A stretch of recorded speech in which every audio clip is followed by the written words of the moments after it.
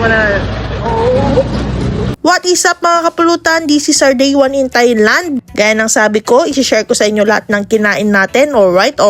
Bago nga mag-start ang aming tour, naghanap muna kami ng pwedeng makainan. Meron kami nakita dito nagbebenta ng pork skewers sa lagang 5 baht or 9.5 pesos. Per stick mga kapulutan, kaya napakasulit talaga. Alright. Is this pork? Pork. This one? Pork. Pork. Oh. Pork. Yeah. Pork. This liver? Like what chicken? Chicken liver. This one. Sunshine pork. Sunshine pork. This raw beef. Beef. How much? 30 baht. 30 baht. 3 pesos. Oh. Try ko na yata. Tikman ko lang. Oh, with this? Okay. Sleep. Yeah.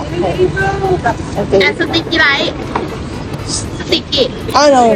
For our first meal in Thailand, kilawin pa rin ang hinahanap ni Kapulutan. Kung sa ating mga Ilocano, meron tayong ata-ata, dito sa Thailand, meron silang larb. Raw beef siya na may blood or yung dugo ng baka. May herbs, chilies, fish sauce. Basta marami silang nilalagay na spices. Then binigyan pa nila ako ng basil para tuloy naging samgyup ata-ata to mga Kapulutan. Alright. Akala ko nga hindi ko matitikman to kasi andito kami sa Bangkok. Yung dish na to sikat sa northern part. Parang sa atin sa Pilipinas, yung ata-ata, napakasikat din to sa norte o sa mga Ilocano dyan. Ito na ang Thai version ng ating ata-ata mga Kapulutan. Meron siyang beef na laman, liver. Napaka-unique nung taste, very different sa ating ata-ata. Overloaded na spices and very nutty pa dahil sa coriander. Nagdadagdag din ng lasa yung scallions niya mga Kapulutan. Na-amaze talaga ako sa lasa niya mga Kapulutan. Napaka-solid kaya gagayahin ko yung recipe na to sa Pilipinas. Akala ko nga parang magiging malansa siya kasi merong dugo ng baka kaya masyadong red yung color niya. Pero wala akong nalalasahan na lansa mga Kapulutan, manamis-namis pa kayong karne. Sa sobrang sarap, hindi ko mapigilang hindi kainin mga Kapulutan. Ilawin pa rin kahit nasa Thailand na. Alright.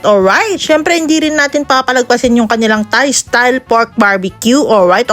Siksik na siksik ang karne, malasang malasa kahit walang sauce. Saka nyo rin palang susunod na vlog ko kila ate kasi nag-order ako sa kanila ng beef sashimi. Napakabait nga niya kasi tinatanong ko lang kung saan pwedeng makabili ng ganon and sabi niya gagawan na lang daw niya ako. Kaya sa mga nagbabalak mag-Thailand, nag-i-stay kayo dito sa Payat Thai. Dito ang location nila ate sa tapat ng 7-Eleven. Baka gusto nyo ring tikman yung raw beef salad. Sa lahat ng pinasyalan namin dito sa Bangkok, wala akong nagbebenta ng ganito, sa kanila lang mga Kapulutan. Walking distance na rin to sa hotel namin kaya pwede ko tong breakfast. Napakasolid at napakasarap. Wala na naman kaming masabi kundi Alright.